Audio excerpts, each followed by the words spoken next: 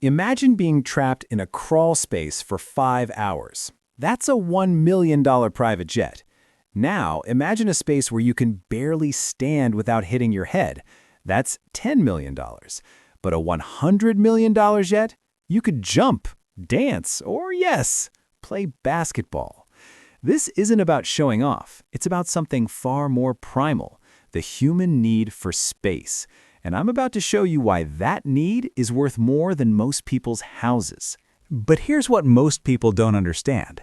That cabin height difference isn't just about comfort. It's a symptom of something much bigger. By the end of this video, you'll see why a private jet that costs 100 times more doesn't just give you 100 times the luxury. It gives you access to a completely different world. We're breaking down 3 tiers: the $1 million entry level, the $10 million mid-range, and the $100 million ultra elite. And I'm not just talking about fancy seats and gold-plated faucets.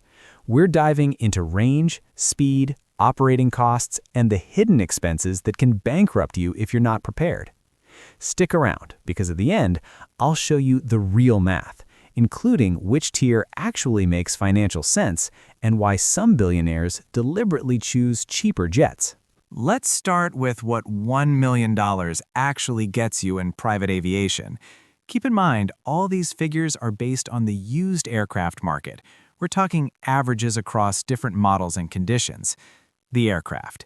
You're looking at jets like the Cessna Citation Mustang, the Embraer Phenom 100, or if you go the turboprop route, maybe a used Pilatus PC-12. And here's the critical point. These are typically 15 to 25 years old. New very light jets start around $3.5 million. So at the $1 million price point, you're buying older, depreciated aircraft. The cabin reality. That cabin height I mentioned, the Citation Mustang has about 4 feet 5 inches of headroom. You're definitely hunched over. The Phenom 100 gives you closer to 4 feet 11 inches. The PC-12 turboprop is actually a bit better at nearly 5 feet, but you're still not standing comfortably in any of these. The cabin width is barely 5 feet across. You've got 4 to 6 seats maximum, and they're close together. There's no enclosed bathroom. At best, you get a belted potty with a curtain. The baggage space is so limited, you might have to choose between passengers and luggage. Where you can actually go. Range is 1,000 to 1,500 nautical miles maximum. That's about 1,150 to 1,725 statute miles. Think New York to Florida, Los Angeles to Denver. You cannot cross the country without refueling. You absolutely cannot cross an ocean. Your high-speed cruise is 350 to 400 miles per hour, faster than driving, obviously, but we'll compare this later. The hidden costs. Here's where it gets expensive, though the total can vary significantly based on usage. Your annual maintenance runs $150,000 to $200,000 depending on flight hours and required inspections. You need at least 1 pilot, ideally 2, costing you $150,000 to $250,000 in salaries. Fuel burns at $600 to $800 per flight hour depending on fuel prices and flight profile. Hangar space, insurance, and unexpected repairs add another $50,000 to $100,000 annually. Do the math on fixed costs alone. You're looking at $150,000 to $300,000 per year in basic ownership expenses before adding significant flight time. Over 10 years with moderate usage, that $1 million jet actually costs you $3 to $5 million total. Who buys these? Small business owners who fly regionally 50 to 100 hours per year, fractional ownership groups splitting costs, people who need the convenience of private aviation but can't justify the next tier up. Now we're entering what many experts call the sweet spot of private aviation, the aircraft. You're looking at used models like the Citation XLS going for $4.5 to $7 million, the Hawker 900 XP in a similar range, or the newer Embraer Phenom 300 at around $8 to $9 million used. These are typically 5 to 15 years old with modern avionics and safety systems. The build quality is noticeably better. The cabin upgrade. Cabin height jumps to 5 feet 7 inches to 6 feet. The Citation XLS has 5 feet 8 inches. The Hawker 5 feet 9. You can actually stand up. Barely, but you can do it. Width increases to around 6 feet. You've got 7 to 9 passenger seats with significantly more legroom. You now have an enclosed lavatory with a real door. Basic, but private. There's a small galley where a flight attendant can actually prepare food, not just hand out snacks. The interiors offer customization. Real leather seats, wood veneer panels, upgraded lighting. You've got Wi-Fi capability, modern entertainment systems, and soundproofing that actually works. Where you can go, this is the game changer. 2,000 to 3,000 nautical miles, about 2,300 to 3,450 statute miles. New York to Los Angeles, nonstop. Miami to Seattle becomes possible. New York to London becomes possible with favorable winds, though you're pushing the limits.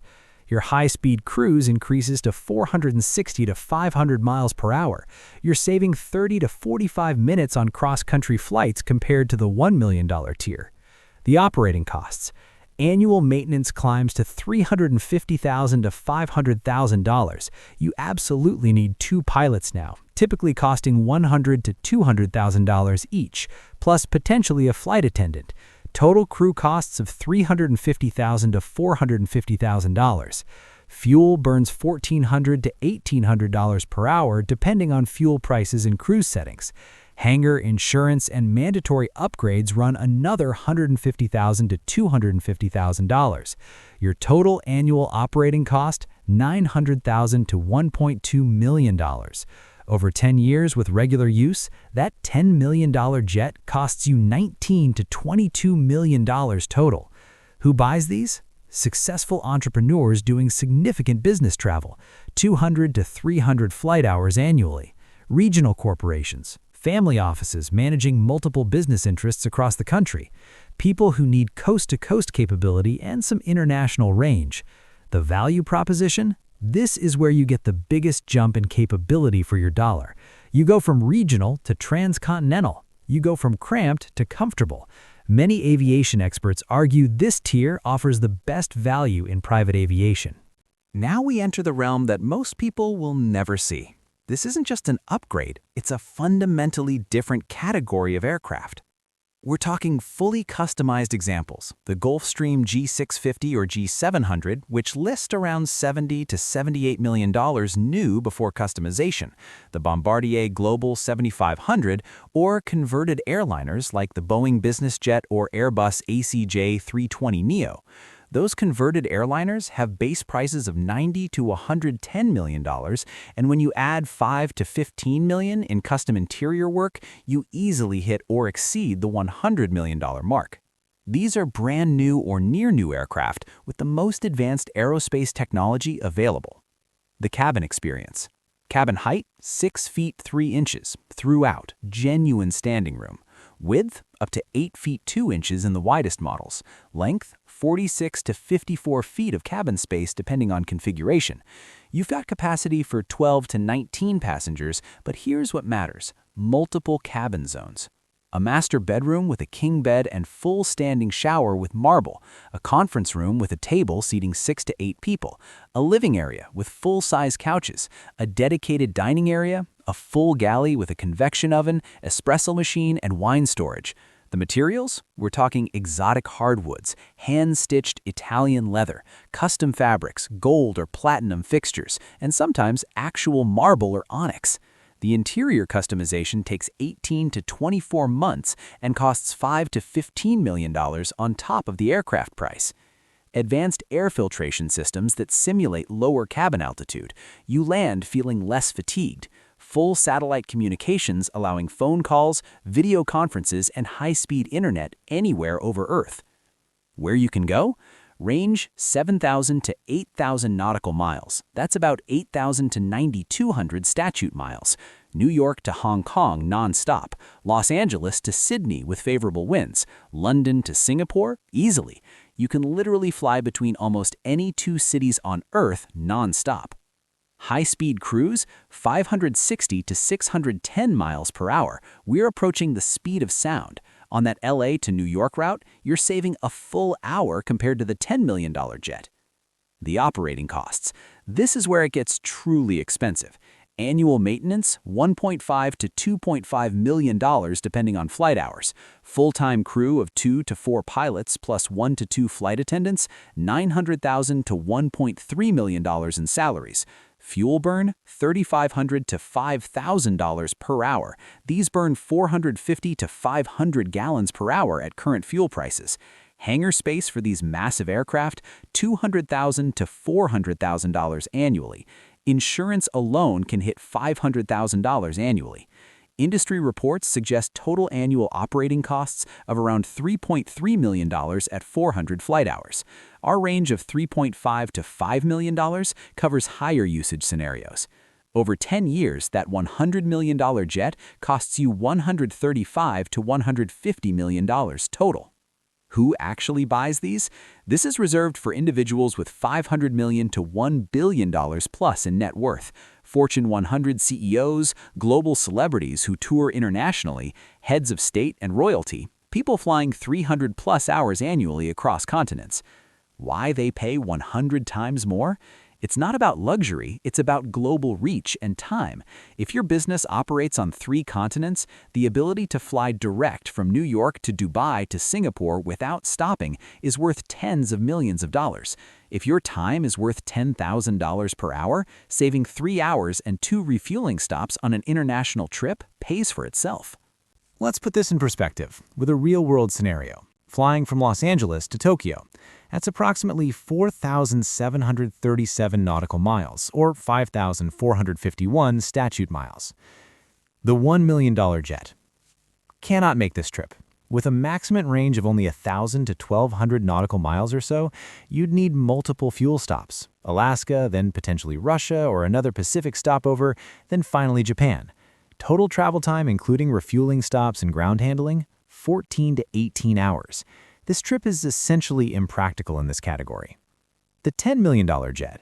With a maximum range around 2,500 nautical miles, you'd need 1 to 2 fuel stops, likely Anchorage, Alaska, and possibly one more. Total travel time, 12 to 14 hours. It's doable, but exhausting. You're cramped for over half a day with multiple takeoffs and landings. The $100 million jet. Direct flight. Approximately 11 hours gate to gate, no stops. You sleep in a real bed, shower before landing, eat properly prepared meals, and arrive refreshed. The plane doesn't need to stop, so neither do you. The time value. If you're making this trip monthly for business, the $100 million jet saves you 12 to 36 hours per year compared to the alternatives.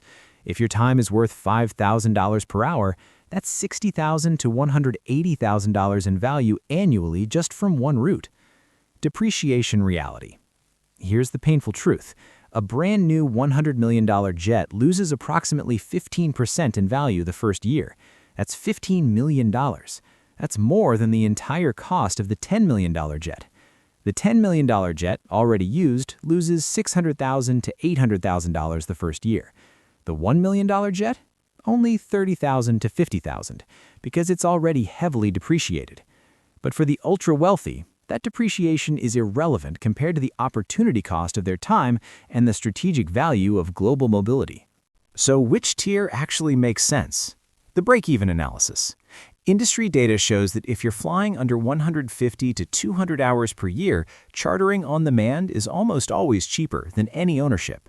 Between 100 and 200 hours annually with regional needs, the $1 million tier might make sense if you can handle the limitations. Between 200 and 400 hours annually with transcontinental requirements, the $10 million tier offers the best value per mile flown. Above 400 hours annually with international requirements, the $100 million tier becomes justifiable, not because it's a good deal, but because nothing else can do what you need. The hidden truth. Many billionaires actually choose the $10 million tier or fractional ownership in the $100 million tier. Why? Because even for them, spending $3.5 to $5 million annually to operate a $100 million jet doesn't make sense unless they absolutely need the global range. Warren Buffett's NetJets, for example, offers fractional ownership in aircraft like the Gulfstream G650. You get access to the $100 million jet experience for a fractional share starting around $1 million, plus annual management fees and flight costs, without the full burden of sole ownership. The final word? That cabin height difference I started with, it represents something bigger. The $1 million jet is about basic private travel convenience for regional trips. The $10 million jet is about comfortable transcontinental business travel requirements. The $100 million jet is about having the entire world accessible on your schedule without compromise. For 99.9% of people, even those who could afford it, the $100 million tier is overkill. But for that 0.1% operating global businesses or maintaining properties on multiple continents, it's not a luxury, it's infrastructure. If you found this breakdown valuable, hit that subscribe button. Next video, I'm breaking down the actual costs of chartering versus owning, and I'll show you how to fly private for under $5,000 per trip. See you there.